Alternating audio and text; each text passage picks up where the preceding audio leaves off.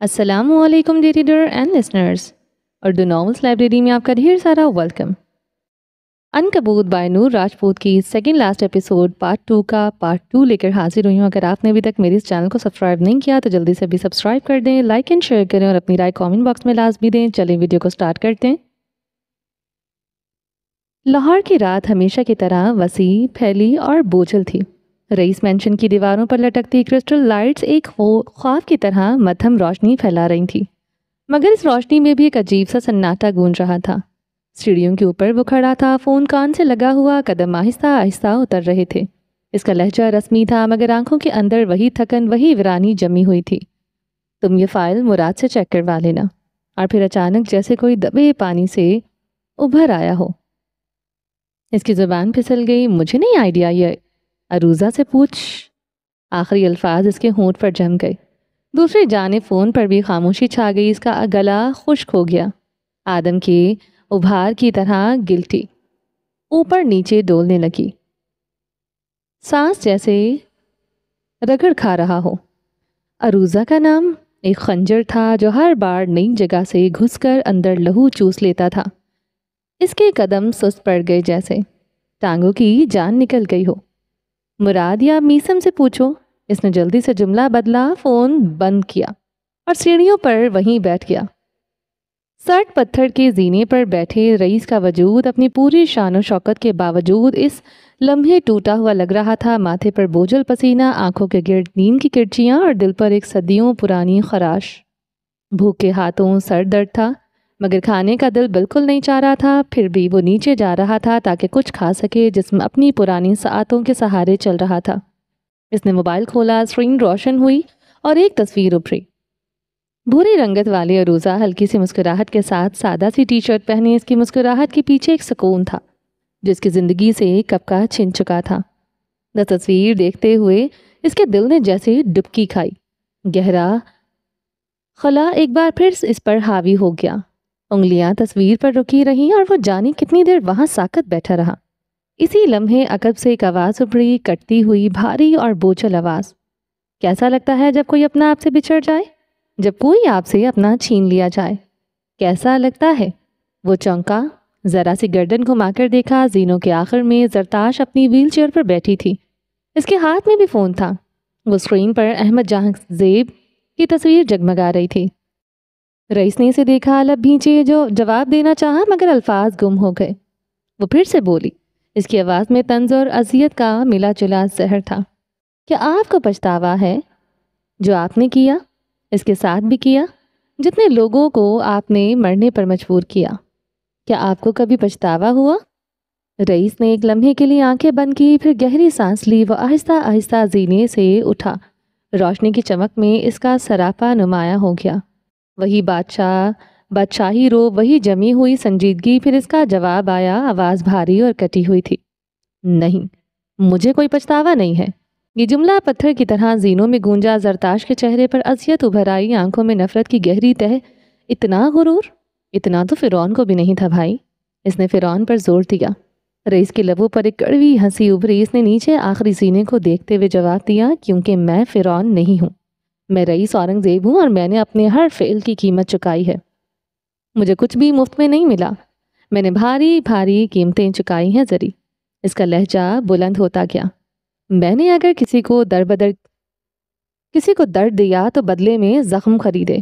میں نے اگر کسی کو توڑا ہے تو اپنے اندر سینکڑوں ٹکڑے جمع کیے۔ یہ دنیا طاقت کو سلام کرتی ہے، مگر طاقت کبھی خون کے بغیر نہیں ملتی۔ وہ لمحہ بھر کو رکا، پھر مزید سخت لہجے میں بولا، تم یہ کبھی نہیں سمجھ سکو گی، کیونکہ تم نے ہمیشہ صرف انجام دیکھا ہے، سفر نہیں۔ تم نے تخت دیکھا ہے، مگر وہ قبریں نہیں جن پر سے گزر کر یہ تخت بنا ہے۔ زرتاش کی آنکھوں میں آنسو تیرنے لگے۔ اس کے لب کانپیں، قبریں یا لاشیں؟ رئیس نے رخ موڑ کر اس کی طرف دیکھا۔ آنکھوں میں خالی پن اور تھکن تھی، مگر لہجے میں اب بھی وہی بادشاہی تکین۔ قبریں، لاشیں، زخم،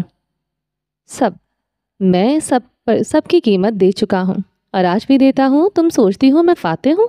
نہیں زری، میں تو ہارا ہوا سپاہی ہوں جو جنگ جیت کر بھی تنہا ہے۔ ہاں، مگر مجھے کوئی پچھتاوا نہیں ہے، میرے حساب کتاب برابر ہیں۔ یہ کہہ کر اس نے رخ موڑا اور تیز قدموں سے زینے اترنے لگا۔ میں نے ہر فیل کی قیمت چکائی ہے، کچھ بھی مفت میں نہیں ملا۔ شیشے کے جھلملاتے مینشن میں اس کا وجود سائے کی طرح لمبا اور بھاری لگ رہا تھا۔ زرتاش وہیں اپنی ویل چیئر میں جمی رہی۔ اس کی آنکھوں سے آنسو بہنے لگے مگر اس کی نظریں ابھی رئیس کے پیچھے بھاگ رہی تھیں۔ سیڑھیوں کے آخر میں اس کا سراپا اوجھل ہو گیا، ہال میں سناٹا چھا گیا، صرف دور سے مینشن کی قدیم کھڑی کہ ٹک ٹک سنائی دے رہی تھی۔ زرتاش نے نم آنکھوں سے اس اندھیرے کو دیکھا اور اس کے دل میں ایک سرد لہر دوڑ گئی۔ کیا واقعی یہ شخص بادشاہ تھا یا صرف ایک ایسا قیدی جو اپنے ہی بنائے قلعے کے دیواروں کے پیچھے سسک رہا تھا مگر ہار نہیں مانتا تھا؟ اگلے دن کی رات شہر کی تیز رفتار دھڑکن کے برعکس ایک پرسکون غلاف اوڑے ہوئے تھے۔ سڑکوں پر روشنی کے ستون کھڑے تھے مگر ان کے نیچے سناٹا اتر آیا۔ ہیڈ آفس کی بلند و بالا عمارت بھی باہر سے خاموش دیو کی طرح استادہ تھی۔ اندر البتہ فلورز پر بکھری لائٹس جل بجھ رہی تھی۔ زیادہ تر کیبن خالی ہو چکے تھے مگر کچھ جگہوں پر چراغ اب بھی جل رہے تھے۔ یہ رات گزر جانے والی تھی مگر رئیس کے لیے راتیں گزرنے کا عمل کتنا بھاری تھا یہ وہی جانتا تھا۔ وہ آفس کی راہداریوں میں یوں ہی قدم بقدم چل رہا تھا جیسے خود سے بھاگنے کی کوشش میں ہو۔ ہر دیوار، ہر شیشہ، ہر سجاوٹ اس کی اپنی دولت اور طاقت کی نشانی تھی، مگر دل کی گہرائیوں میں وہ ایک ایسے قلعے میں قید بادشاہ لگتا تھا جس کے کمرے خالی تھے۔ وہ چلتے چلتے ٹھٹک گیا۔ سامنے گلاس وال کے پار ایک کیبن روشن تھا۔ یہ فلک کا کیبن تھا۔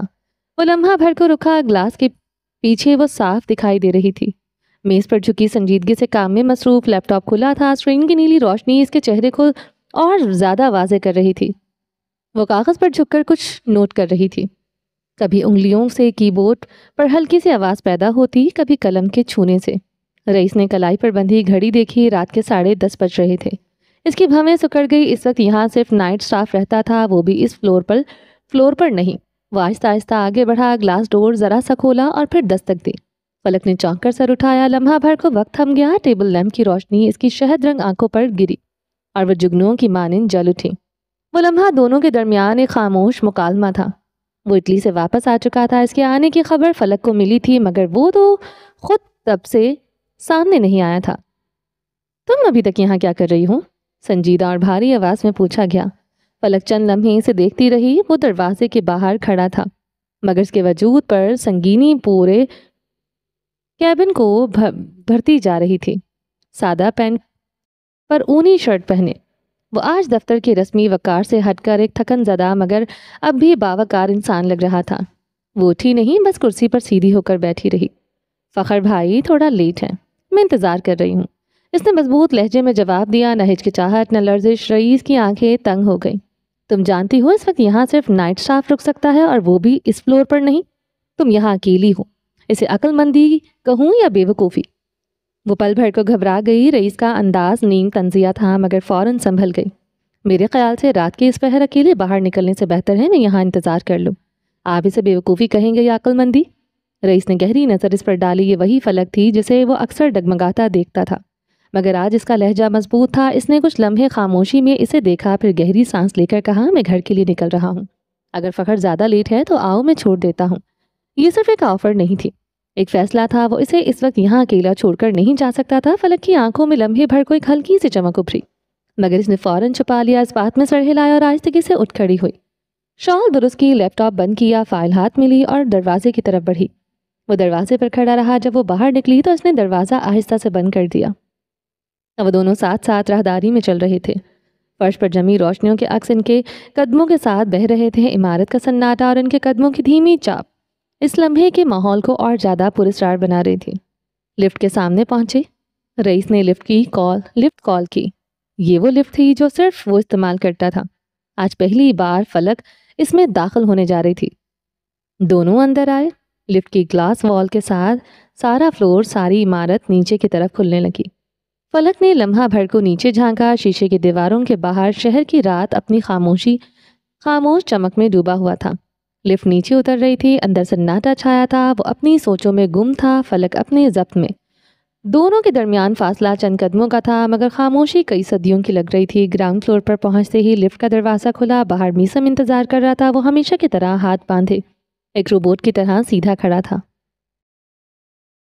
فلک نے ایک نظر اسے دیکھا اور پھر ہولے سے بڑبڑائی، روبوٹ 2.0۔ فلک کو دیکھ کر میسم کے ہونٹ ذرا سے لرزے۔ وہ ٹھٹکا مگر جلد خود پر قابو پا گیا۔ اس نے پہلے فلک کے لیے دروازہ کھولا، وہ نکل گئی، پھر رئیس کے لیے دروازہ کھولا۔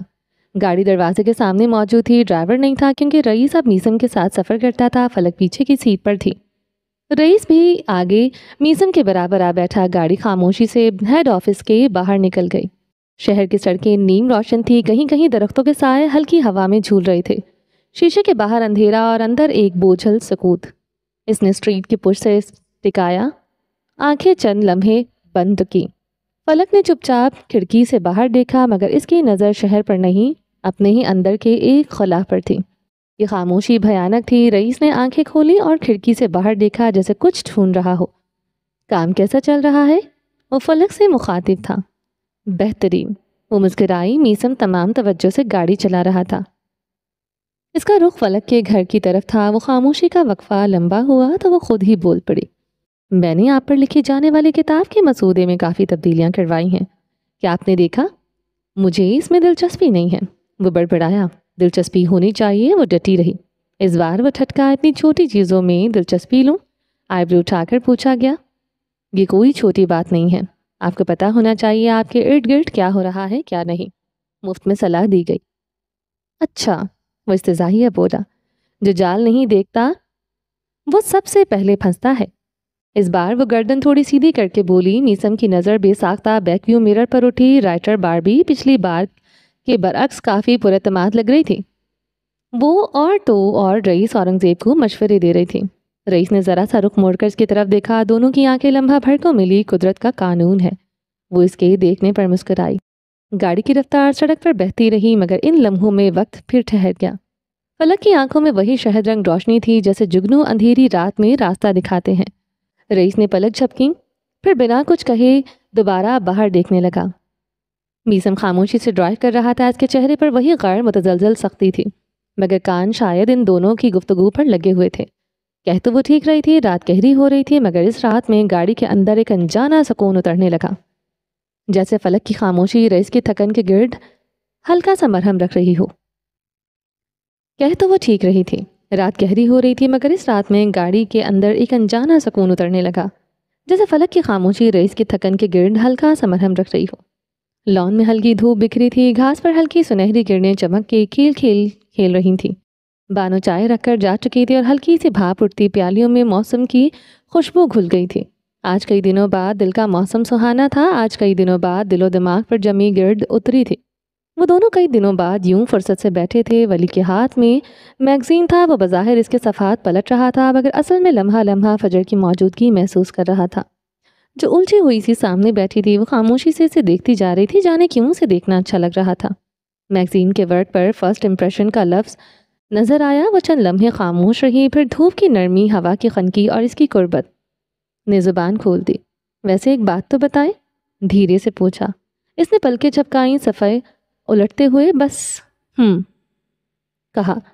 وہ جانتا تھا جتنا وہ اسے گھور چکی تھی، اب ابھرنے والا سوال کوئی الٹا ہی ہونے والا تھا۔ میرا فرسٹ امپریشن کیسا تھا؟ میں جب پہلی بار ملی تھی تو کیسی لگی تھی؟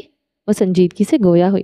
فجر کے سوال پر اس کے لبوں پر بے ساختہ مسکراہٹ ابھری، مگر اس نے اسے بڑی مہارت سے چھپاتے ہوئے صفحہ پلٹا اور سنجیدگی سے کہا، سچ بتاؤں یا جھوٹ؟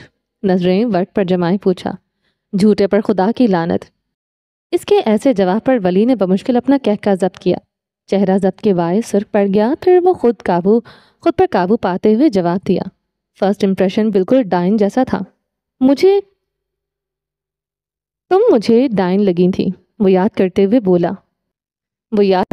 بولا۔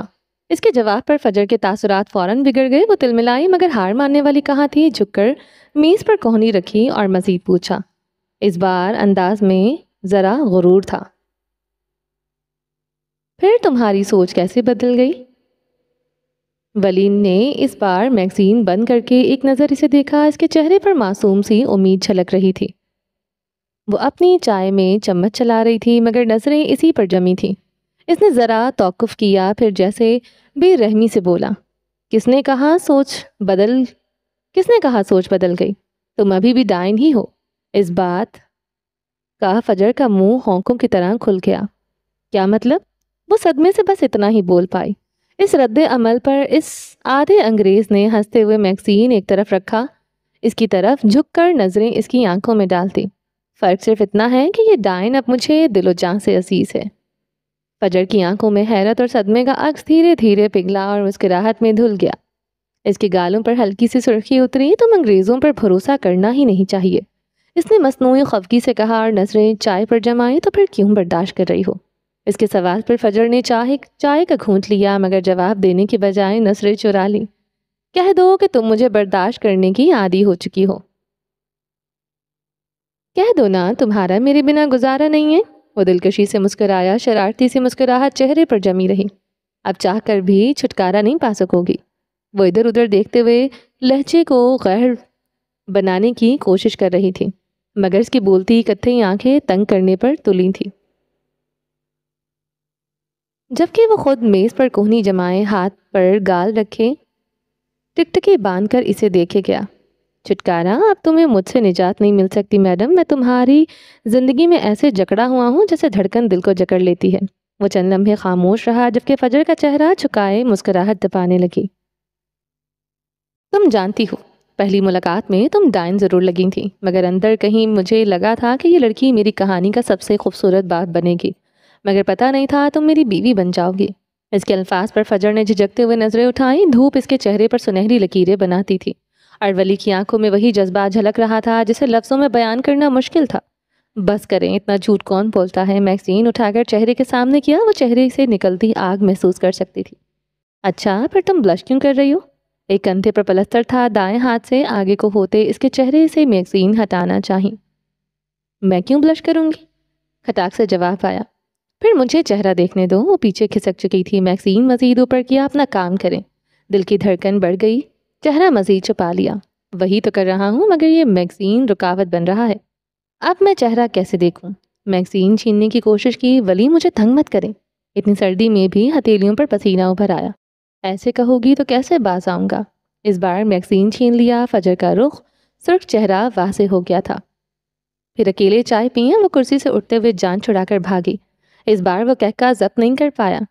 فجر کو اپنے عقب میں اس کی شرارتی ہنسی سنائی دی۔ مینار فیشنز کی مالکن اپنے چائے تو لیتی جائیں۔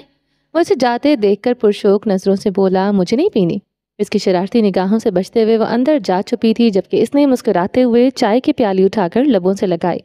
پھر میز پر رکھا موبائل اٹھایا اور انہی شرارتی نگاہوں سے میسج ٹائپ کیا اور اسے بھیج دیا۔ شرمانا ختم ہو گیا ہو تو اندر جاؤ۔ چند سیکنڈ کا وقفہ اور دوسری جانب سے فوری جواب آیا۔ کس لیے؟ تاکہ تم مزید بلش کرو۔ مسکراہٹ مزید گہری ہوئی۔ میں تمہیں ٹرمینیٹ کر دوں گی۔ بس یہی دھمکی بچتی تھی اس کے پاس۔ اب میں پرماننٹ ہو چکا ہوں، شوہر بن چکا ہوں، تو میرے لیے بلش کر سکتی ہو۔ اس نے ٹائپ کیا اور میسج بھیج دیا۔ Shut up. جواب پر اس کا جاندار کہکا لان میں گونج گیا۔ اس لمحے اس کی ہنسی، چائے کی خوشبو اور دھوپ کی نرمی سب جیسے ایک دوسرے میں گھل گئے۔ کانفرنس روم کی کھڑکیوں سے دوپہر کی نرم دھوپ اندر آ رہی تھی۔ لمبی میز پر رئیس جیولرز کی پوری تخلیقی ٹیم جمع تھی۔ فائلوں، نوٹس اور چمکتے ہوئے کاغذوں کے بیچ ایک پرسکون مگر پر اثر شخصیت بیٹھی تھی، اور وہ کوئی اور نہیں بلکہ فلک تھی۔ اس کے سامنے بند فائل رکھی تھی جس میں اس کے لکھے ہوئے کردار سانس لے رہے تھے۔ لیپ ٹاپ کھلا رکھا تھا۔ ڈائریز ڈیزائنرز انچارج نے مسکرا کر کہا، فلک صاحبہ، ہم بے حد تجسس میں ہیں۔ آپ نے ڈارک سٹارز کے لیے جو کردار تراشے ہیں وہ سننے کے لیے سب تیار ہیں۔ اس نے ہلکی سی مسکراہٹ کے ساتھ فائل کھولی۔ کمرے میں ایک لمحے کو خاموشی چھا گئی، جیسے سب اس کے لفظوں سے کہ جادو میں کھونے کو بےتاب ہوں۔ پروجیکٹر اسکرین پر پہلا کردار ابھرا اور اس نے بولنا شروع کیا، ڈارک سٹارز کلیکشن کے جو سیمپل مجھے دکھائے گئے ہیں، ان کے مطابق میں نے کچھ کردار تخلیق کیے ہیں۔ ان میں سے فائنل آپ سب کریں گے۔ سب نے سر ہلایا تو اس نے پہلے کردار کا تعارف پیش کیا۔ یہ ایک بے چہرہ کردار ہے، ایک ایسی عورت جو ہجوم میں بھی پہچانی نہیں جاتی۔ اس کی انگوٹھی اس کی پہچان ہے اور اس کا ہار اس کی خاموشی۔ وہ گمنام ہے مگر بھلا دینے کے قابل نہیں۔ یہ تو واقعی ڈارک سٹارز کی روح ہے، ایک جونیئر ڈیزائنر نے سر ہلاتے ہوئے کہا۔ پھر وہ رکی نہیں، مزید بیان کرتی چلی گئی۔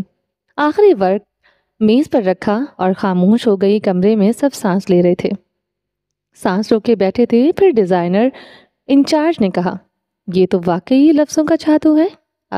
وہ اب ڈسکس کر رہے تھے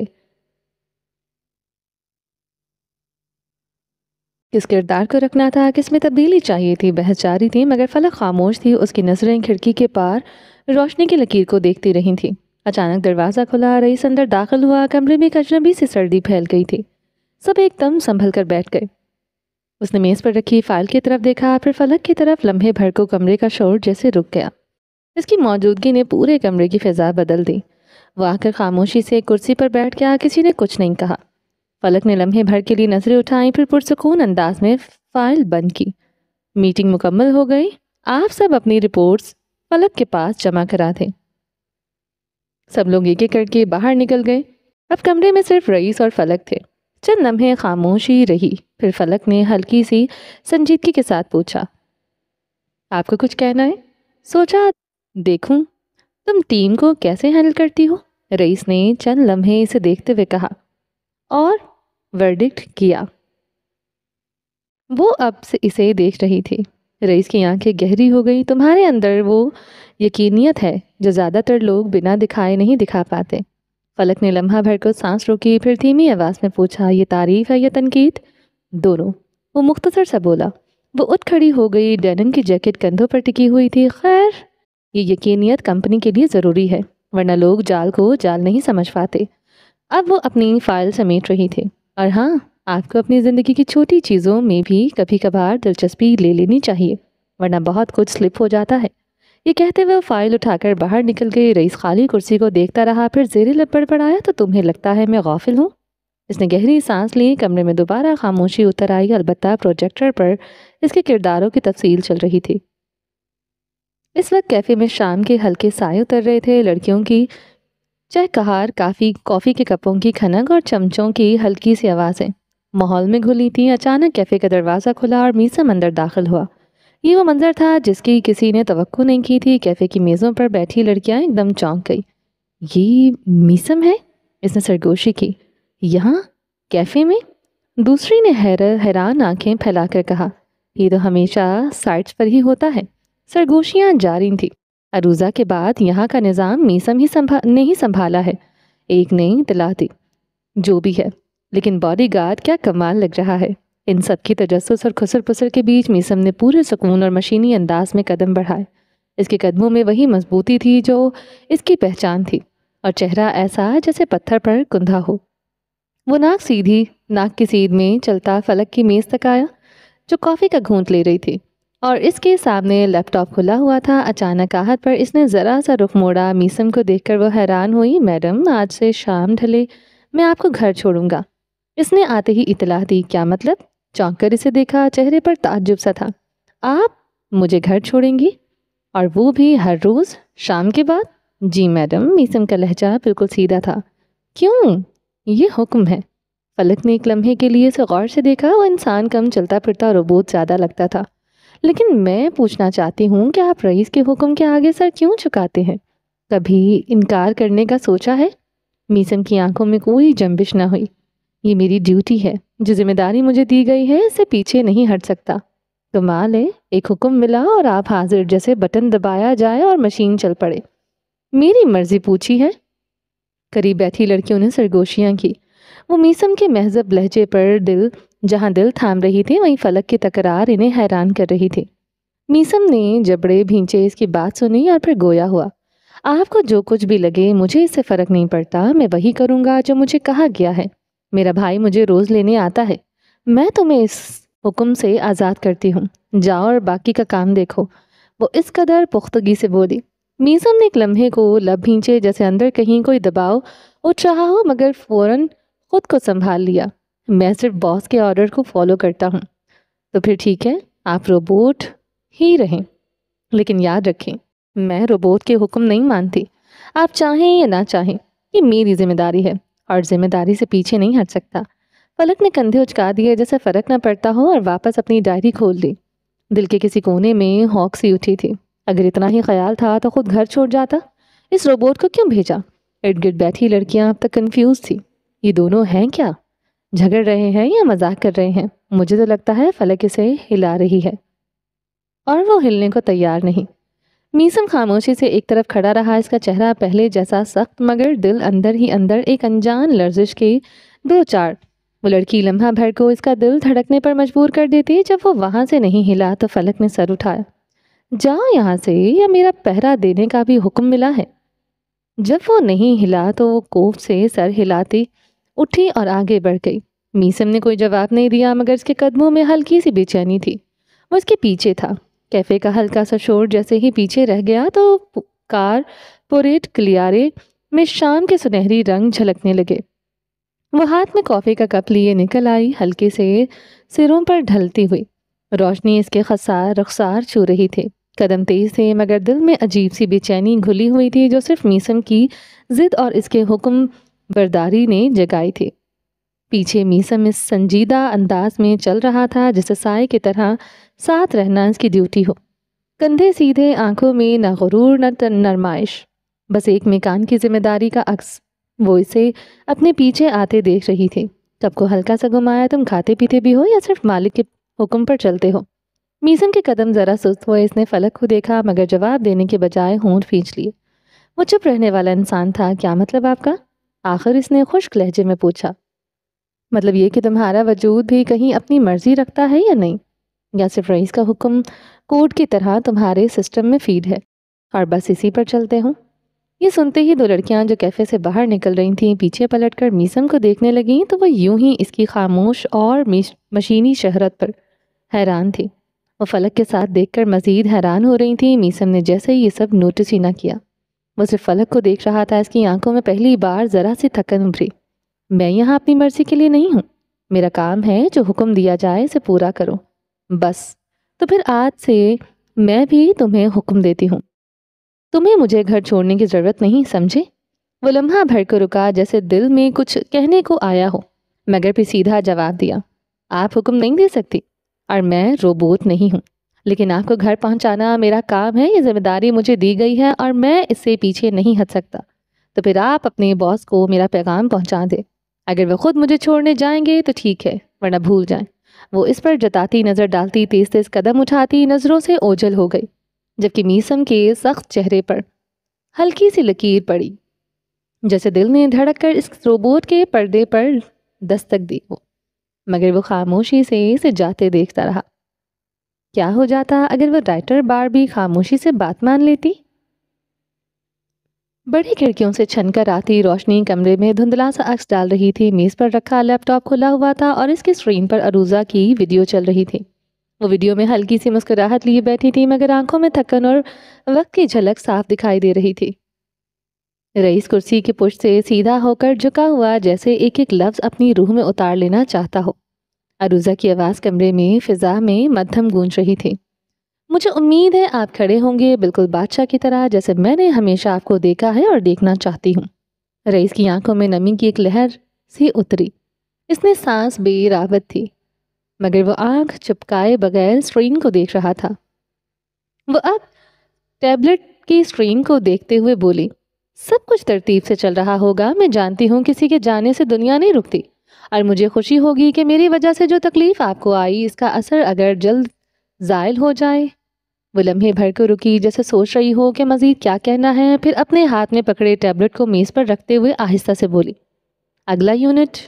ہاں، مسٹر حسین کے بیٹے کی شادی۔ مجھے امید ہے کہ آپ ضرور شرکت کریں گے۔ میں نہیں چاہتی کہ لوگ آپ کو ٹوٹا ہوا دیکھیں یا آپ کے خلاف کوئی بات کرے۔ رئیس نے بے اختیار کرسی کی آرام سیٹ کو مضبوطی سے تھام لیا۔ دل چاہ رہا تھا کہ وقت تھم جائے اور یہ منظر کبھی ختم نہ ہو۔ عروضہ کے ہونٹوں پر مدھم سی مسکراہٹ تھی۔ میں چاہتی ہوں آپ کھڑے رہیں، ہر تقریب میں جائیں، ہر محفل میں اپنی موجودگی دکھائیں اور جو گھر آپ نے بنایا ہے اسے بنائے رکھیں۔ اس کے یہ الفاظ رئیس کی رگوں میں تیز دھڑکن کی طرح دوڑنے لگے۔ کمرے میں ویڈیو کے علاوہ سب کچھ خاموش تھا۔ اس کے ہونٹوں سے دھیما سا الفاظ نکلا تھا، اتنا مدھم کہ صرف وہی سن سکتا تھا، عروضہ۔ مگر جواب میں صرف ویڈیو کا مدھم اختتام اور کمرے کی سنسان خاموشی باقی رہ گئی۔ وقت گزرنے کے ساتھ عروضہ کی موت کی گونج مدھم ہو رہی تھی۔ چند دن ٹی وی چینلز پر خبریں چلتی رہیں، اخباروں کے کالمز میں اس کی تصویر چھپتی رہی۔ کچھ نے اسے حادثہ کہا، کچھ نے معمہ، مگر پھر نئے واقعات، نئی سرخیاں اور نئی کہانیاں آ گئی۔ یہ دنیا کا دستور ہے، موت سب سے بڑی سچائی ہے لیکن سب سے جلد فراموش بھی کر دی جاتی ہے۔ لوگ مرنے والوں کے لیے 2 دن اشک بہاتے ہیں، چند دعائیں کرتے ہیں، پھر اپنی روزمرہ زندگی میں واپس لوٹ جاتے ہیں۔ گزر جانے والے لمحہ بھر کے لیے یاد آتے ہیں، پھر وقت کی دھول میں دب جاتے ہیں۔ انسان جیتے جی جتنا بھی اہم ہو، مرنے کے بعد رفتہ رفتہ ایک نام، ایک تصویر یا ایک کہانی بن کے رہ جاتا ہے۔ رئیس کا نام لوگوں کی زبان پر چند دن رہا، سب اس کا رد عمل چاہتے تھے، ایک بیان، ایک لفظ، مگر وہ خاموش رہا۔ وہ منظر عام سے یوں اوجھل ہوا جیسے ہوا میں تحلیل ہو گیا ہو۔ اسے نہ کچھ کہنے کی ضرورت تھی، نہ شاید کہنے کی طاقت۔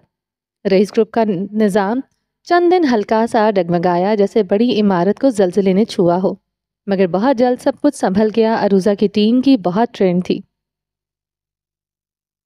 خاص طور پر میسم۔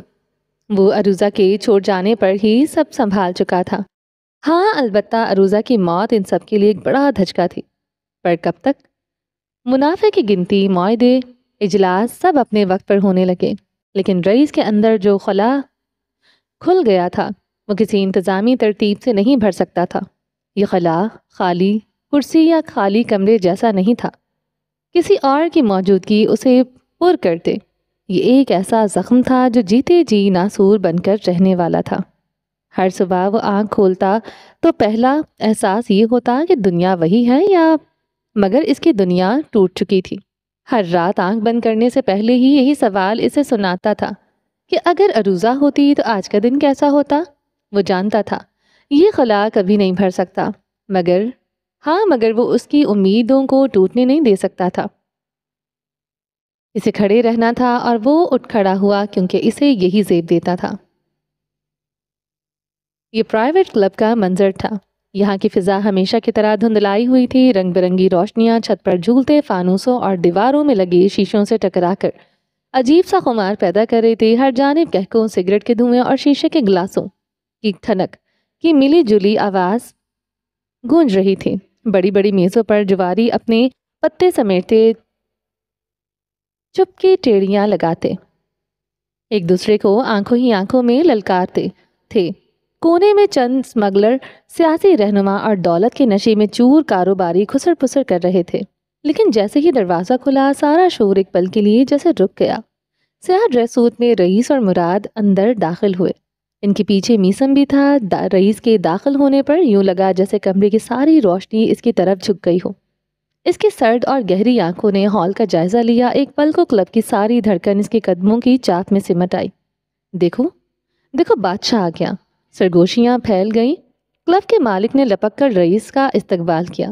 اس کی آواز گونجدار تھی اور فضا میں کسی مقدس اعلان کی طرح پھیل گئی۔ اسی لمحے میزوں پر بیٹھے جواری چٹک گئے، کچھ کی انگلیاں پتوں پر جم گئی، کچھ نے سگریٹ کے کش آدھے چھوڑ دیے۔ جواری سرگوشیوں میں ڈوب گئے، حریف آنکھوں میں سوال اور خوف لیے ایک دوسرے کی طرف دیکھنے لگے۔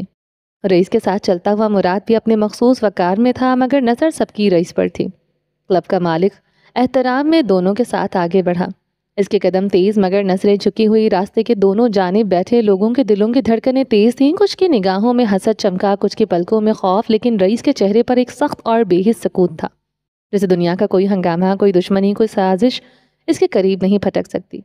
اس کی موجودگی نے کلب کی فضا ہی بدل دی تھی۔ وہ جگہ جو لمحہ بھر پہلے کہکوں، شراب اور جوئے کی شوریدہ سریوں سے بھری تھی، اب ایک نامعلوم دباؤ اور ہیبت سے دبی ہوئی محسوس ہو رہی تھی۔ وہ جیسے ہی اندرونی ہال کے مرکزی حصے میں پہنچا، کلب کے سب سے بڑے ہال میں موجود لوگ ایک ساتھ اپنی نشستوں سے کھڑے ہو گئے۔ یہ احترام بھی تو تھا اور خوف بھی، جبکہ میسم اندرونی ہال کے داخلی دروازے پر کھڑا ہو چکا تھا۔ اس کی عقابی نگاہیں پورے ہال کا جائزہ لے رہی تھی۔ کلب کا مالک خوشگوار سے بولا، رئیس صاحب آپ بڑے دنوں بعد یہاں تشریف لائے ہیں۔ رئیس نے محض ایک نظر ڈالی، سرد اور بے نیاز، جیسے وہ خود بولنے کی ضرورت نہیں سمجھتا، وہ دنیا خود اس کی خاموشی کو لفظ سمجھنے پر مجبور ہو۔ مراد نے اپنے گرد موجود لوگوں کی نظروں کو محسوس کیا، وہ ہلکی سی مسکراہٹ دبائی۔ اب کلب کے ہر گوشے میں ایک ہی تاثر گونج رہا تھا، رئیس آیا ہے، رئیس کہو کہ بادشاہ آیا ہے۔ پچھلی بار رئیس یہاں کب آیا تھا؟ جب اس کے 2.5 ارب کے ہیرے یعنی ڈارک سٹارز چوری ہوئے تھے، ایک شخص نے نشے میں جھلملی حالت میں بلند آواز سے کہا۔ حد، بادشاہ کے ہیرے کون چوری کرتا ہے؟ اس کے برابر بیٹھے آدمی نے غصے سے اس کی طرف جھک کر پوچھا، تم کہنا کیا چاہتے ہو؟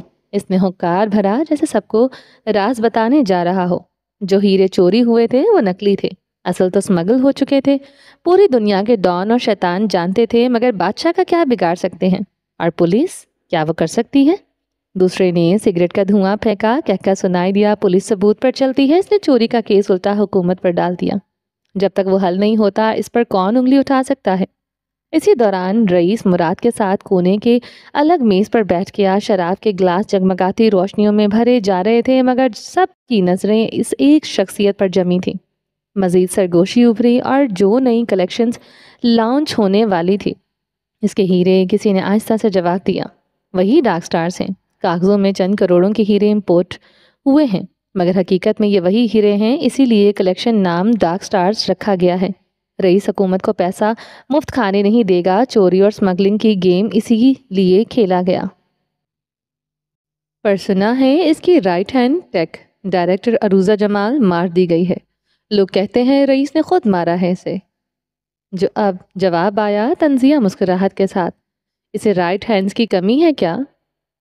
ایک گیا تو 10 آ جائیں گے، وہ بادشاہ ہے، اس پر جان لٹانے والے ہمیشہ پیدا ہوتے رہیں گے۔ وہ دیکھ رہے ہو اسے جو دروازے میں کھڑا ہے؟ میسن کی طرف اشارہ کیا گیا۔ بندہ بولتا بعد میں ہے، گولی پہلے مارتا ہے۔ امپائر مال کی سیکیورٹی اس کے ذمہ ہے۔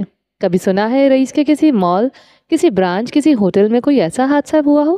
یہ لوگ ہونے نہیں دیتے، ایسی منظم فوج ہے اس کی۔ ایک اور نے دھیمی آواز میں کہا، اچھا اگر جان دینے والے ہیں تو جان لینے والا کون ہے؟ یہ جملہ سنتے ہی خاموشی چھا گئی۔ پھر کسی نے سگار کی راکھ جھاڑتے ہوئے سرد لہجے میں کہا، اور ابھی پیدا نہیں ہوا۔ تم نے سنا نہیں؟ وہ خود کہتا ہے کہ وہ اپنی داستان کا مصنف ہے اور اس نے ابھی آخری باب نہیں لکھا۔ ساری میزیں اس گفتگو سے کھچا کھچ بھر گئیں۔ نظریں بار بار رئیس کی طرف اٹھتی اور جھک جاتی۔ کلب کے ایک کونے میں کوئی آہستہ سے بولا، ویسے اختلافات اپنی جگہ، پر ماننا پڑے گا بادشاہ نام ایسے ہی نہیں پڑا۔ 40 کی عمر میں ایسی سلطنت ہم ساری عمر لگا دیں تو بھی نہ بنا سکیں۔ پر میں نے اڑتی اڑتی خبر سنی ہے کسی ملکہ کی۔ اس سیاہ دنیا میں ایک ملکہ بھی آ گئی ہے۔ گفتگو کا موضوع بدل گیا اور اس سب شور کے بیچ وہ خاموشی سے مراد کے ساتھ بیٹھا سگار سلگا رہا تھا۔ اس کی خاموشی مراد کو بھیانک لگ رہی تھی۔ اس نے کرسی کی پشت سے ٹیک لگائی، سگریٹ کی راکھ میز کے کنارے پر جھاڑی اور بھاری لہجے میں بولا، مراد، عروضہ کے ساتھ جو کچھ ہوا ہے، کیا تم کوئی سوال جواب کرنا چاہتے ہو؟ مراد کے چہرے پر سایہ سا آ کر گزر گیا۔ نہیں، مجھے کچھ نہیں پوچھنا، وہ گہری سانس لیتے ہوئے بولا۔ تمہیں پورا حق ہے، تمہارا دل چاہے تو تم مجھے چھوڑ سکتے ہو۔ مراد چند لمحے خاموش رہا، جیسے لفظ ڈھونڈ رہا ہو۔ اس کے ہاتھوں میں تھوڑا لرزہ تھا، لیکن آنکھیں بدستور رئیس پر جمی۔ چھوڑ دوں؟ اتنے برسوں کا رشتہ ایک دن میں؟ رئیس، تمہیں لگتا ہے میں صرف رئیس گروپ کا جی ایم ہوں، اس کے علاوہ کچھ نہیں؟ رئیس نے دھیرے سے ہنسا، مگر وہ ہنسی تھکی ہوئی اور زہر آلود تھی۔ میں تمہارے دل کا حال جانتا ہوں مراد۔ عروضہ کی موت نے تمہیں تکلیف دی ہے اور میرے قریب رہ کر تمہیں ہر روز زخم تازہ ملے گا۔ تم چاہو تو اپنی الگ دنیا بنا لو، اپنا راستہ چن لو۔ مراد نے میز پر مٹھی رکھ دی، آواز میں ضبط ٹوٹنے لگا۔ تم سمجھتے ہو کہ میں تمہیں چھوڑ دوں گا؟ اس کا چہرہ سرخ پڑا۔ رئیس، یہ سلطنت صرف تمہاری نہیں ہے، ان اینٹوں میں ہمارا بھی خون ہے، ہماری بھی سانسیں ہیں۔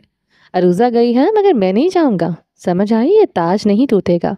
رئیس نے نظر اٹھائی، اس کی آنکھوں میں لمحہ بھر کو عجیب سی روشنی لہرائی۔ بادشاہ ٹوٹا تو تاریخ لگتی ہے، اور تاریخ صرف جیتنے والوں کو یاد رکھتی ہے۔ مراد آگے جھک گیا، جیسے الفاظ کو رئیس کے سینے پر گاڑ دینا چاہتا ہو۔ بادشاہ ہو یا عام انسان، دل کا بوجھ ایک سا ہوتا ہے۔ تمہارے کندھے پر یہ سلطنت ہے، میرے کندھے پر تم میں یہ بوجھ اکیلا اٹھا سکتا ہوں، لیکن تمہیں تنہا نہیں چھوڑ سکتا۔ رئیس نے سگریٹ بجھا دیا۔ لمحہ بھر کے میں سکوت، جیسے پورا حال خاموش ہو گیا۔ وہ دھیرے سے بولا، لمحے میں تشویش تھی، تم جانتے ہو نا، جو میرے قریب رہتا ہے یا وہ مر جاتا ہے یا وہ مار دیا جاتا ہے۔ مراد کے لبوں پر ہلکی مسکراہٹ ابھری۔ اگر مرنا ہی ہے تو بادشاہ کے ساتھ مرنا بہتر ہے، اور اگر جینا ہے تو بادشاہ کی تاریخ میں امر ہونا بہتر ہے۔ رئیس نے لمحہ بھر اس کی آنکھوں میں جھانکا، وہی دوستی، وہی پرانا خلوص، بھرپور سانس لے رہا تھا۔ تم پاگل ہو مراد؟ وہ استہزائیہ بولا۔ ہاں، مراد نے دھیرے سے جواب دیا، یہ پاگل پن ہی تو ہے جو ہمیں باقی سب سے مختلف بناتا ہے۔ اس کی آواز کلب کے دور میں بھی نمایاں ہوئی۔ مدھم پیلی روشنی کمرے میں یوں بکھری تھی جیسے کوئی پرانی لالٹین آخری سانسوں پر ہو۔ چھت سے لٹکتے بلب کے نیچے دھند لگا سا ہال، جس کے ایک کونے میں نوٹس بورڈ لگا ہوا تھا۔ اس بورڈ پر بے شمار کاغذ، دستاویزات اور تصویریں چسپاں تھی۔ کچھ کے اوپر صرف دائرے کھینچے گئے تھے، کچھ پر سوالیہ نشان اور ایک پر کانٹے کی لمبی لکیر۔ عروضہ جمال کی تصویر، وہی عروضہ جو اب زندہ نہیں تھی۔ تصویر کے اوپر کانٹا ایسے تراشیدہ تھا جیسے کسی نے خاموشی سے اس کی تقدیر کا فیصلہ لکھ دیا ہو۔ نوٹس بورڈ کے سامنے مینار کھڑی تھی۔ اس کے کھلے گھنگریالے بال کندھوں پر بکھرے ہوئے تھے۔ روشنی کی لہر ان بالوں میں کہیں کہیں سنہرا عکس پیدا کرتی تھی۔ وہ میز کے کنارے سے ہلکی سی ٹکی ہوئی تھی، لیکن اس کے لبوں پر ایک عجیب سی شریر مسکراہٹ کھیل رہی تھی۔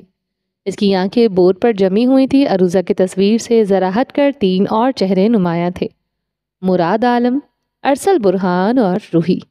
ان تصویروں کے نیچے تحریریں تھیں، کبھی تاریخیں، کبھی واقعات، کبھی حساب کی اعداد۔ ایک تصویر کے اوپر سوالیہ نشان لرز رہا تھا، دوسرے کے اوپر ایک دائرہ کھینچا گیا تھا، تیسری کے اوپر بس ایک خالی لکیر۔ اس نے ہولے سے انگلی اپنی تھوڑی پر رکھی۔ اس کی نگاہ ان 3 چہروں کے بیچ ادھر ادھر سرک رہی تھی۔ عروضہ تو ہٹ گئی راستے سے۔ اس نے اتنا مدھم کہا کہ آواز صرف اس کے اپنے ہونٹوں سے نے سنی۔ پھر آہستہ سے وہ انگلی مراد کی تصویر پر رکھی، مراد عالم۔ اس کی سانسوں میں مسکراہٹ کھل گئی۔ رئیس کا سب سے پرانا سایہ، اگر یہ ٹوٹے تو بادشاہ ڈگمگا جائے گا، لیکن ابھی نہیں۔ اس ابھی کے وجود کو جینا ہے۔ اس نے انگلی کھسکائی اور ارسل برہان کی تصویر کو چھوا۔ ارسل برہان گردیزی، اس کے لہجے میں سرد روشنی جھلکی۔ یہ کاروباری دنیا کے سانپ کا بیٹا، لیکن اب زہریلے سانپ کا سر کو چلنا ہے۔ کب؟ اس کا فیصلہ میرے ہاتھ میں ہے۔ پھر اس کی نظریں روحی پر ٹک گئی۔ روحی، عنکبوت کا دھاگا، وہ بچی جسے ہسپتال میں بدل دیا گیا تھا۔ وہ ایک قدم پیچھے ہٹی، پورا بورڈ ایک ساتھ اس کی آنکھوں میں سما گیا۔ کمرے کی خاموشی میں صرف اس کی سانسیں تھی اور نوٹس بورڈ پر لگی تصویروں کی وہ بے جاں آنکھیں جو اس کی قید میں تھیں۔ اب اگلا کون؟ اس نے خود سے سوال کیا۔ نظریں ان تینوں پر تھی۔ کمرے کی فضا میں اس کے سوال کی گونج پھیل گئی، جسے دیواریں بھی کان لگا کر سن رہی ہوں۔ اس کی انگلی نے تصویروں پر چلتے چلتے آہستہ سے بورڈ کو تھپتھپایا، پھر بجلی کی مدھم روشنی میں اس کا عکس دیوار پر جھلملایا۔ وہ ایک مکڑی کی طرح ہی اپنے جال کے بیچ کھڑی تھی۔ سب آئیں گے ایک ایک کر کے۔ اس کے لبوں پر وہی شریر مسکراہٹ واپس آئی، جیسے اگلے شکار کا فیصلہ بس چند لمحوں میں ہونے والا ہو۔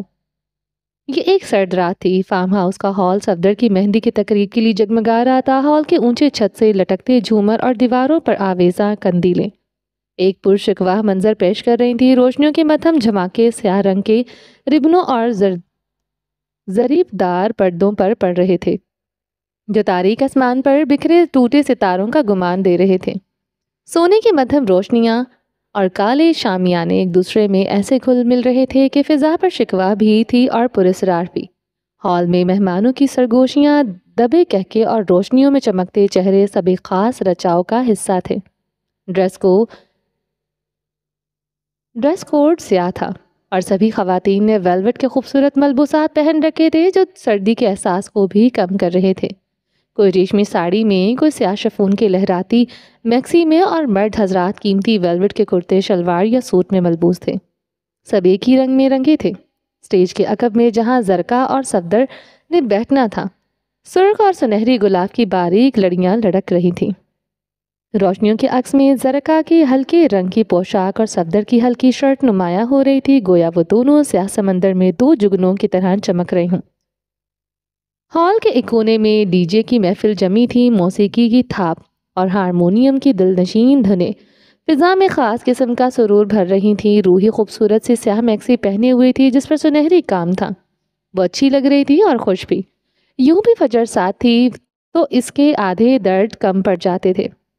خوشی کا ماحول تھا، سب خوش تھے۔ اسی لمحے داخلی دروازے پر ہلچل مچی، سب کی نظریں ایک ساتھ اس جانب اٹھ گئی۔ وہ رئیس تھا، سیاہ ویلویٹ کے ٹراؤزر پر سیاہ ویلویٹ کا کرتا، قد بلند، قدموں میں وقار اور چہرے پر وہی اجنبیت کا بوجھ جو حالیہ دنوں نے اس کے وجود پر نقش کر دیا تھا۔ آج وہ اکیلا تھا، نہ مراد ساتھ تھا اور نہ میسم۔ مراد کی بیگم بیمار تھی، جبکہ میسم کو سائٹس وزٹس کرنی تھی، اس لیے گارڈز کے ہمراہ وہ خود آیا تھا۔ مہمانوں میں سرگوشیاں تیز ہو گئی۔ رئیس آیا ہے کئی دنوں بعد منظر عام پر، کتنی خاموشی ہے اس کے انداز میں۔ اس کی آنکھیں سب کو دیکھ رہی تھی، مگر جیسے کسی کو بھی کچھ نہیں دیکھ رہی تھی، جیسے وہ خود اپنے وجود کا بوجھ اٹھائے کسی اور دنیا سے اس محفل میں آ گیا ہو۔ فلک جو ہنس ہنس کر باتیں کر رہی تھی، اس کی نظر جیسے ہی رئیس پر پڑی، اس کے سانس اٹک گئی۔ وہ سیاہ ویلویٹ کے سوٹ میں تھی جس پر سنہری بیل بوٹیاں کڑھی تھیں۔ وہ اس کا گلابی ویلویٹ کا دوپٹہ گہری سیاہی میں جیسے ایک نرم کرن سا لگ رہا تھا۔ وہ لمحہ ایسا تھا جیسے وقت تھم گیا ہو، گرد و پیش کا شوار اور موسیقی کی آوازیں سب دھپ گئی تھی۔ فلک کی آنکھوں نے صرف رئیس کو دیکھا، وہی چہرہ، وہی وقار، وہی انداز و ناک، خاموشی۔ آج سے پہلے اس نے کبھی رئیس کو اس طرح کے لباس میں نہیں دیکھا تھا۔ اس کے دل کی دھڑکن بے قابو ہو گئی، فجر سے ٹھٹکتے دیکھ چکی تھی۔ وہ دھیرے سے قریب آئی، وہ بھی سیاہ ویلویٹ کے سوٹ میں تھی، جس پر باریک چمکتے دھاگے رات کے آسمان پر ستاروں کی مانند جگمگا رہے تھے۔ وہ اس کا سبز دوپٹہ اس کے حسن کو اور نمایاں کر رہا تھا۔ اس نے فلک کی کمر پر ہاتھ رکھا، نرمی سے سہلایا اور دھیرے سے کہا، انداز میں شرارت نما تھی، سانس لو فلک عالمگیر، سانس لو۔ فلک نے اس کی طرف دیکھا، لب کپکپائے۔ ان کی موجودگی میں مشکل کام ہے، بہت مشکل۔ اس کی آواز جیسے کسی نے ہوا میں ٹھہرے ساز پر آہستہ سا ہاتھ رکھا ہو۔ فجر اس کے جواب پر ہولے سے ہنسی، مشکل ہی صحیح، مگر تمہیں مضبوط رہنا ہے۔ فلک نے اس بات میں سر ہلاتے اپنی آنکھوں میں نمی کو روکنے کی کوشش کی۔ اس نے گلابی دوپٹے کے پلوں کو سختی سے تھام لیا۔ اس کی نظریں ابھی رئیس پر جمی تھی، جو اب صفدر کے والد کے ہاتھ ساتھ ہال کی ایک جانب بڑھ رہا تھا۔ اس نے بھی فلک کو دیکھا تھا، مگر اس کے چہرے کے تاثرات لمحہ بھر کے لیے بھی نہ بدلے تھے، نہ مسکراہٹ، نہ حیرانگی، بس ایک گہری سانس جو اس کے دل کی تیز دھڑکنوں کو ظاہر کر رہی تھی۔ نظریں نہیں ملائی، اور جیسے ہی اس کی نظر فجر پر پڑی، اس نے فوراً رخ موڑ لیا۔ عروضہ کی موت کے بعد وہ آج فجر کو دیکھ رہا تھا، فجر کا دل جیسے کسی نے مٹھی میں لے لیا ہو۔ اس کے قدم وہیں زنجیر ہو گئے۔ وہ خود بھی رئیس کے سامنے نہیں آنا چاہتی تھی، وہ اسے مزید تکلیف سے دوچار نہیں کرنا چاہتی تھی، اور اگر رئیس اسے نفرت کر رہا تھا یا نظر انداز کر رہا تھا تو اس کے نزدیک جائز تھا۔ اس نے دکھ بھری نظروں سے رئیس کی پشت کو دیکھا، جو اب تیزی سے ہال کے دوسرے کونے کی طرف جا چکا تھا۔ پھر جیسے ہی اس کی نظر کونے میں جنید کے ساتھ کھڑے ولی پر پڑی تو اس کی تکلیف زائل ہو گئی۔ اذیت کی جگہ چہرے پر ہلکی سی مسکراہٹ ابھری۔ اسٹیج کے قریب صفدر اور زرکا مسکرا رہے تھے، تصویریں کھنچ رہی تھی، ڈھول کی تھاپ اور موسیقی کی دھنیں گونج رہی تھیں، مگر فلک اور فجر کی دنیا لمحہ بھر کے لیے رک گئی تھیں۔ فلک کی آنکھیں رئیس کے اس وجود کو تلاش کر رہی تھیں جو اب ہال میں کہیں گم ہو چکا تھا، اور فجر اپنے دل میں اٹھنے والے دکھ اور ندامت کے احساس کو دبانے کی کوشش میں تھی۔ صفدر کی نظر جیسے ہی رئیس پر پڑی، وہ ٹھٹک گیا، چہرے کا رنگ بدل گیا۔ میں آپ کے شیئرز آپ کو لوٹانے کے لیے تیار ہوں، بس میری شادی گزر جائے۔ اگر اسے پہلے فجر کو پتہ چلا تو اس کا دل ٹوٹ جائے گا اور وہ کبھی نہیں آئے گی۔ اس نے رئیس سے درخواست کی تھی جو منظور ہو گئی تھی۔ فجر اب فروا کے ساتھ کھڑی تھی۔ فروا اپنی بہن زرکا کے لیے خوش تھی۔ وہ رئیس گروپ میں اچھی پوسٹ پر کام کر رہی تھی، مگر اس پل وہ تھوڑی الجھی ہوئی تھی۔ زرکا بہت خوش ہے، فروا نے کہا۔ صفدر اسے خوش رکھے گا، وہ اچھا لڑکا ہے۔ میں اس میں برداشت تھی، فجر کو برداشت کر سکتا تھا تو زرکا کو بھی کر لیتا۔ اور صدام؟ فروا کے سوال پر فجر نے چونک کر اسے دیکھا۔ صدام اس کی کبھی بات نہیں ہوئی تھی۔ جب سے اس نے صدام کو ریجیکٹ کیا تھا وہ کبھی سامنے نہیں آیا تھا، وہ فاصلے پر رہتا تھا، وہ شاید شرمندہ بھی تھا۔ فروا اس وقت امید بھری نظروں سے اسے دیکھ رہی تھی۔ زرکا اور صفدر کی شادی کے بعد گھر والے چاہتے ہیں کہ میں صدام کے بارے میں سوچوں۔ فیملی اچھی ہے، زرکا بھی چاہتی ہے میری اور صدام کی شادی ہو جائے، مگر میں اسے زیادہ نہیں جانتی۔ وہ بولتی رہی اور فجر بھویں سکیڑے اسے سنتی رہی۔ مجھ سے کیا جاننا چاہتی ہو؟ اس نے براہ راست پوچھا۔ تم کیا کہتی ہو؟ کیا صدام اچھا لڑکا ہے؟ تمہاری اس فیملی سے زیادہ اٹیچمنٹ ہے تو میں روحی اور صفدر کو جانتی ہوں، اور تبھی ان کی نظر مہمانوں سے بات کرتے کرتے صدام پر پڑی۔ وہ بار بار ادھر ہی دیکھ رہا تھا۔ شاید وہ جانتا تھا کہ فروا اسی کے متعلق بات کر رہی ہے۔ میں نے صدام کے بارے میں کبھی کچھ غلط نہیں سنا۔ بلاخر اس نے کہہ دیا، وہ جھوٹ کیوں بولتی جب صدام اور اس کی ایسی چپکلش نہیں تھی۔ ویسے بھی صدام کو اب فروا پسند تھی۔ دو بہنیں ایک ہی گھر میں آ جاتی تو اچھا تھا۔ اتنا کچھ ہونے کے بعد صفدر نے زرکا کو نہیں چھوڑا۔ صدام بھی اسی کا بھائی تھا۔ یہ سنتے ہی فروا کے تنے اعصاب ڈھیلے پڑ گئے تھے۔ اس نے اس بات میں سر ہلایا، فجر کا اتنا کہہ دینا بہت باقی تھا، وہ خود دیکھ لیتی۔ تقریب پورے زور و شوروں سے جاری تھی، البتہ فلک کی نظریں مسلسل ہجوم میں ایک ہی چہرے کو ڈھونڈ رہی تھی۔ وہ جانتی تھی کہ اس کی موجودگی ایک بھاری بوجھ کی طرح اس کے دل پر ہے، مگر پھر بھی اس کے دیدار کی پیاس کم نہ ہو رہی تھی۔ وہ محبوب تھا، مگر ایسا مغرور کہ اپنی چاہت کا اظہار بھی نہ کر سکتا تھا، اور وہ عاشق تھی۔ وہ ضبط کے باوجود کبھی بھی اپنے نصیب کے خالی پن پر ان تنہائی میں رو پڑتی تھی۔ آخر کار اس نے ہمت کی، اور اس کی ہمت بڑھی جہاں رئیس چند دیگر مہمانوں کے ساتھ کھڑا تھا۔ جیسے ہی وہ قریب پہنچی، گفتگو میں وقفہ آیا اور وہ اسے آتے دیکھ کر مسکرا کر ایک طرف ہو گیا۔ اب وہ رئیس آمنے سامنے تھے۔ ہال کا شور، موسیقی کی گونج، سب کچھ پس منظر میں چلا گیا۔ آپ آئی، اچھا لگا۔ مجھے لگا نہیں تھا کہ آپ آئیں گے۔ اس کی نظریں رئیس کے چہرے پر تھی جو تاثرات سے آ رہی تھا۔ رئیس نے اسے سر سے پاؤں تک دیکھا، آنکھوں میں ایک عجیب سی چمک تھی، تعریف کی نہیں بلکہ تجزیے کی۔ کچھ کام نہ چاہتے ہوئے بھی کیے جاتے ہیں۔ اس کا لہجہ سرد اور سپاٹ تھا۔ وہ میں آپ کا شکریہ ادا کرنا چاہتی تھی۔ کس بات کا؟ اس نے اپنی بھویں اچکائی۔ آفس سے گھر چھوڑنے کے لیے۔ یہ سن کر رئیس کے لبوں پر ایک طنزیہ مسکراہٹ ابھری۔ کس بات کا؟ اس نے اپنی بھویں اچکائی۔ آفس سے گھر چھوڑنے کے لیے۔ یہ سن کر رئیس کے لبوں پر ایک طنزیہ مسکراہٹ ابھری۔ اوہ، وہ ویسے مجھے سمجھ نہیں آئی۔ تمہیں بیوقوف کہنا چاہیے یا ضدی؟ تم نے میسم کے ذریعے جو پیغام بھجوایا ہے، کیا تمہیں لگتا ہے کہ تمہاری اس بچگانہ ضد کی وجہ سے میں اپنا کام چھوڑ کر تمہارے لیے ڈرائیور بنوں گا؟ ایک سایہ سا فلک کے چہرے پر لہرایا، مگر وہ فوراً سنبھل گئی۔ میں میسم کے ساتھ کیوں جاؤں؟ میرا کیا رشتہ ہے اس سے؟ اس بار بے نیازی سے کندھے اچکائے۔ اور مجھ سے کیا رشتہ ہے؟ فوراً سوال آیا۔ خون کا، وہ ترکیب بترکیب بولی۔ رئیس ساکت ہوا۔ کہہ تو ٹھیک رہی تھی، خاندان ایک تھا تو خون بھی۔ اور تمہیں لگتا ہے اس وجہ سے تمہاری ہر خواہش پوری کی جائے گی؟ فلک عالمگیر، ایک دنیا تمہارے خوابوں کی اور کتابوں کی طرح حسین نہیں ہے۔ یہاں ہر چیز کی قیمت ہوتی ہے۔ آپ کو یہ غلط فہمی کیوں ہے کہ میرے خواب اور میری کتابیں حسین ہیں؟ اس کے الٹے سوال پر وہ چند پل اسے دیکھتا رہا۔ لڑکیاں عموماً کیا؟ اس نے رئیس کی بات کاٹ دی۔ لہجہ نرم تھا مگر الفاظ تیز۔ یہی کہتے ہیں نا آپ لوگ کہ لڑکیاں خوابوں اور کتابوں میں رہتی ہیں، لیکن کبھی یہ سوچا کہ انہی خوابوں اور کتابوں سے وہ اپنی سانسوں کو جواز دیتی ہیں؟ دنیا ان کے گرد یوں جب دیواریں کھڑی کر دیتی ہیں تو وہ خواب ہی ہوتے ہیں جو ان کے لیے کھڑکی بن جاتے ہیں۔ جب حقیقت کڑوی اور بے رحم ہو جائے تو یہی کتابیں ان کے زخموں پر مرہم رکھتی ہیں۔ لوگ مذاق اڑاتے ہیں کہ لڑکیاں خیالی دنیا میں جیتی ہیں، مگر حقیقت یہ ہے کہ وہ اسی خیالی دنیا میں سے اپنے دکھ جھیلنے کی ہمت کشید کرتی ہیں۔ وہ بولتی چلی گئی جبکہ رئیس سنجیدگی سے اسے دیکھے گیا۔ جب دنیا ان کے حصے میں آنسو لکھتی ہے، وہ کتابوں سے مسکراہٹ چرا لیتی ہیں۔ جب حقیقت ان کے سامنے زخم رکھتی ہے تو وہ خوابوں سے مرہم بنا لیتی ہیں۔ جب سب راستے بند ہو جاتے ہیں تو وہ وہی خواب ان کے لیے نیا دروازہ کھولتے ہیں۔ آپ کو لگتا ہے خواب اور کتابیں بچگانہ ضد ہیں، مگر حقیقت یہ ہے کہ انہی سے وہ جینے کا فن سیکھتی ہیں۔ یہ وہ روشنی ہے جسے لڑکیاں اپنے اندھیروں کو برداشت کر لیتی ہیں۔ یہ وہ سانس ہے جو ان کے مرجھائے وجود کو دوبارہ زندہ کر دیتی ہیں۔ تو رئیس صاحب، جو لڑکی خوابوں اور کتابوں میں رہتی ہے وہ حقیقت میں سب سے زیادہ جینے والی ہوتی ہے۔ وہ خاموش ہو گئی اور وہ متاثر ہو گیا تھا یا نہیں، البتہ چہرے کے تاثرات تبدیل ہو گئے تھے۔ تم تو آفینڈ ہو گئی ہو۔ گہری سانس لے کر اگلا تبصرہ کیا گیا۔ فلک کے چہرے پر استزاحیہ مسکراہٹ ابھری۔ کئی چہرے پلٹ پلٹ کر انہیں دیکھ رہے تھے۔ وہ دونوں ساتھ کھڑے کتنے اچھے لگ رہے تھے، کیونکہ میرے نزدیک ہر رشتے کی ایک اہمیت ہے، جیسے محبت اور شادی۔ وہ صفدر اور زرکا کو دیکھتے ہوئے بولی۔ رئیس کے چہرے پر تلخی گہری ہوئی۔ محبت کیا ہوتی ہے؟ محبت ایک کمزوری، ایک دھوکہ جو انسان خود دیتا ہے، اور شادی صرف ایک سماجی سمجھوتا۔ ان دونوں جذبوں کا حقیقت سے کوئی تعلق نہیں۔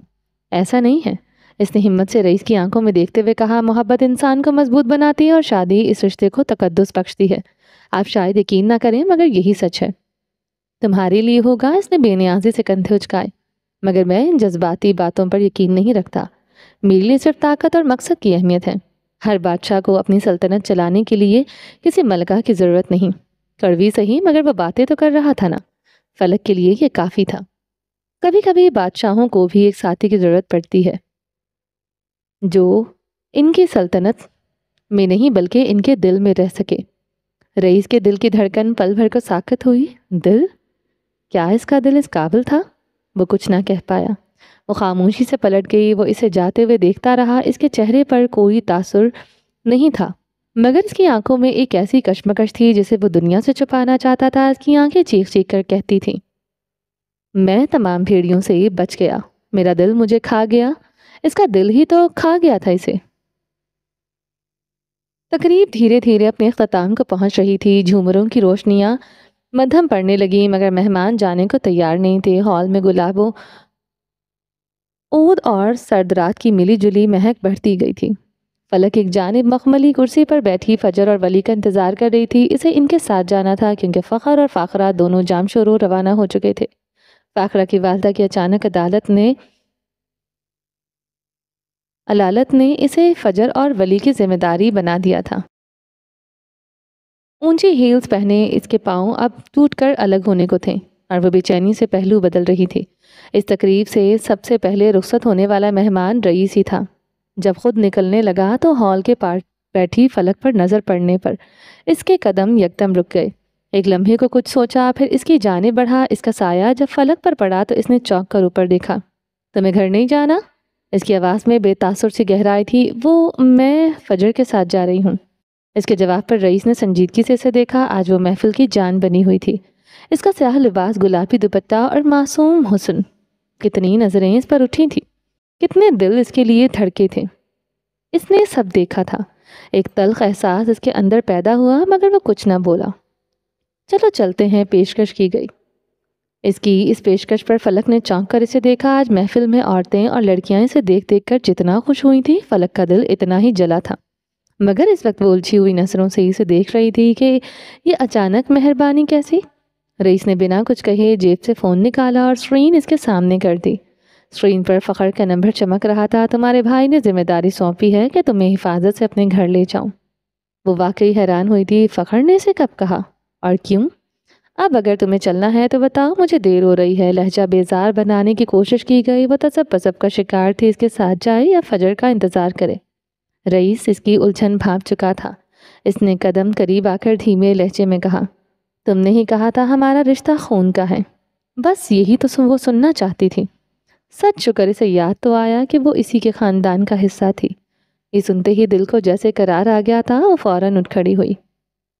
میں باہر انتظار کر رہا ہوں۔ وہ مڑ کر چلا گیا، مگر اس کی خوشبو رہ گئی تھی۔ جبکہ وہ تیزی سے فجر کی جانب لپکی، اسے اطلاع دی اور پھر باہر کی جانب بڑھی، مگر ہال سے باہر نکلتی سنگ مرمر کی ٹھنڈی سیڑھیوں پر پہنچتے اس کے پاؤں نے جواب دے دیا تھا۔ ایک تیز ٹیز اس کے ٹخنے سے اٹھی اور وہ کراہتے ہوئے وہیں بیٹھ گئی۔ رئیس اپنی گاڑی سے ٹیک لگائے کھڑا تھا۔ اس کی گاڑی کے پیچھے گاز کی گاڑی تھی۔ رات کی خاموشی میں اس کا سیاہ لباس اسے اور بھی پروکار بنا رہا تھا۔ فلک کو یوں بیٹھتے دیکھ کر وہ جھنجھلایا۔ پھر اس نے اسے ہیلز اتارتے دیکھا تو تعصب سے سر ہلاتے اس کی جانب بڑھا۔ چاہے ٹخنا جائے، مگر لڑکیاں ہیلز پہننا نہیں چھوڑتی۔ فلک نے دونوں ہیلز اتار کر ایک طرف رکھی اور اپنے سرخ پڑتے پاؤں دبانے لگی۔ تبھی وہ مضبوط قدم دھرتا اس تک آیا۔ اس کی قربت اور شخصیت کا سحر فلک پر چھا گیا تھا۔ انسان کو ایسی عادتیں ترک کر دینی چاہیے جو تکلیف دیں۔ اس کا لہجہ طنزیہ تھا، مگر اس میں ایک عجیب سا تعصب بھی تھا۔ کچھ تکلیفیں جینے کے لیے ضروری ہوتی ہیں۔ رائٹر کا جواب حاضر تھا۔ وہ گہری سانس لیتا جھکا اور پھر اس نے فلک کی دونوں ہیلز اٹھا لی۔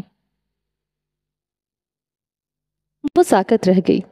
ہوا جیسے تھم گئی، وقت جیسے جم گیا۔ بادشاہ کہلائے جانے والے شخص نے، اس مغرور رئیس اورنگزیب نے اس کی ہیلز اٹھائیں تھی۔ کیا یہ حقیقت تھی یا کوئی خواب؟ کیا اسے بے ہوش ہو جانا چاہیے؟ وہ گردن پیچھے گرائے سانس روکے بس اسے ہی دیکھ رہی تھی۔ رئیس نے اسے بت بنے دیکھ کر خود پر ضبط کیا۔ اب کیا بیٹھ کر پیر دباؤں پھر اٹھو گی؟ آواز میں اب بھی وہی جھنجھلاہٹ تھی۔ آخر وہ اٹھ کیوں نہیں رہی تھی؟ اسے دیر ہو رہی تھی۔ محبوب قدموں میں لاؤ نہ تو مرنا چاہوں، وہ بے ساختہ کہہ گئی۔ اب کی بار ساکت ہونے کی باری رئیس کی تھی۔ وہ لب بھینچے اس جگنو جیسی لڑکی کو دیکھ رہا تھا جس کی وہ پہلی یا آخری نہیں بلکہ وہ واحد محبت تھا۔ اس کی آنکھیں، اس کا چہرہ، اس کا وجود کچھ بھی نظر انداز کرنے کے قابل نہیں تھا۔ یہ لڑکی اس سے دل و جان سے محبت کرتی تھی۔ ایک عجیب سا ناآشنا سا احساس نے اسے گھیر لیا۔ یہ احساس طاقتور بھی تھا اور خطرناک بھی۔ وہ ضبط کرتا ہوا رخ موڑ گیا۔ اس کے رخ موڑنے پر فلک کو ہوش آیا۔ وہ فوراً اٹھ کھڑی ہوئی۔ کیا اتنا کافی نہیں تھا کہ رئیس آج اس کی ہیلز اٹھا کر لے گیا تھا؟ اس کے دل میں جیسے ہزاروں دیے جل اٹھے تھے۔ وہ ننگے پاؤں ٹھنڈے فرش پر چلتی ہوئی گاڑی تک پہنچی۔ وہ اس کے لیے دروازہ کھولے کھڑا تھا۔ جب وہ اندر بیٹھ گئی تو اس نے دروازہ بند کیا اور دوسری جانب آ بیٹھا۔ گاڑی ہموار سڑک پر دوڑنے لگی۔ شہر کی روشنیاں شیشوں سے گزر کر اندر آ رہی تھی۔ خاموشی گہری تھی مگر تکلیف دہ نہیں۔ اگر پاؤں میں زیادہ درد ہے تو ہسپتال چلتے ہیں، اس نے سڑک سے نظریں ہٹائے بغیر پوچھا۔ وہ خود ڈرائیو کر رہا تھا۔ وہ ساتھ بیٹھی تھی، سانس روکے۔ اب نہیں ہے۔ بمشکل مسکرائی تو درد غائب ہو چکا تھا۔ جان تو اس کی موجودگی نکال رہی تھی۔ اس کی بات پر رئیس نے صرف سر ہلا دیا تھا، مگر اس کی یہ مختصر سی گفتگو ہی بہت تھی۔ وہ جانتی تھی کہ یہ شخص اسٹیج پر گھنٹوں بول سکتا تھا، مگر اس کے معاملے میں الفاظ کا بخیل تھا۔ آج تو اس نے بخیل پن اتار دیا تھا۔ جلد ہی گاڑی رئیس مینشن کے بلند و بالا گیٹ کے سامنے تھی۔ گیٹ خود بخود کھلے جیسے اپنے مالک کے استقبال کے لیے منتظر ہوں۔ گاڑی اندر پورچ میں رکی۔ آج کی رات سرد تھی، مگر فلک کے لیے اس میں ایک انوکھی گرمی تھی۔ آج کی رات اس قلعے جیسی حویلی میں صرف ان دونوں کے نام تھی۔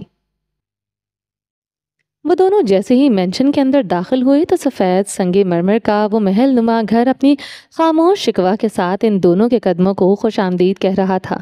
ستونوں پر ٹمٹماتی مدھم روشنیوں میں وہ جگہ کسی پرانی داستان کی قلعہ نما حویلی لگ رہی تھی، جس نے برسوں سے اپنے بادشاہ کے ساتھ ایک ملکہ دیکھنے کی چاہ رکھی تھی۔ کیا آج وہ چاہ پوری ہونے کو تھی؟ کیا فلک واقعی اس محل کی ملکہ بننے آئی تھی؟ مرکزی ہال میں گہری خاموشی تھی۔ بڑے بڑے فانوس بجھی روشنی میں نیم مدھم تھے۔ دور کہیں کھڑی کی سوئیوں کی ٹک ٹک سنائی دیتی تھی۔ باقی چیزیں جیسے سانس روک کر منتظر تھیں۔ رئیس نے مختصر سا اشارہ کیا تو ایک ملازمہ آگے بڑھی، انہیں کمرے تک پہنچا دو۔ نہ اورنگزیب صاحب نظر آ رہے تھے اور نہ ہی زرتاش۔ فلک نے ایک لمحے کو رئیس کو دیکھا، پھر وہ لب بھینچ کر خاموش رہی اور ملازمہ کے پیچھے چلتی۔ سیڑھیاں چڑھتے ہوئے اس کے دل کی دھڑکنیں اور بھی تیز ہو گئیں۔ اس نے ایک بار پلٹ کر دیکھا۔ نیچے رئیس لاؤنج میں کھڑا تھا۔ اس کے وجود کی سیاہ روشنی جیسے پورے مینشن کو اپنے قابو میں لیے ہوئے تھی۔ پھر وہ گہری سانس لے کر زینے چڑھتی گئی۔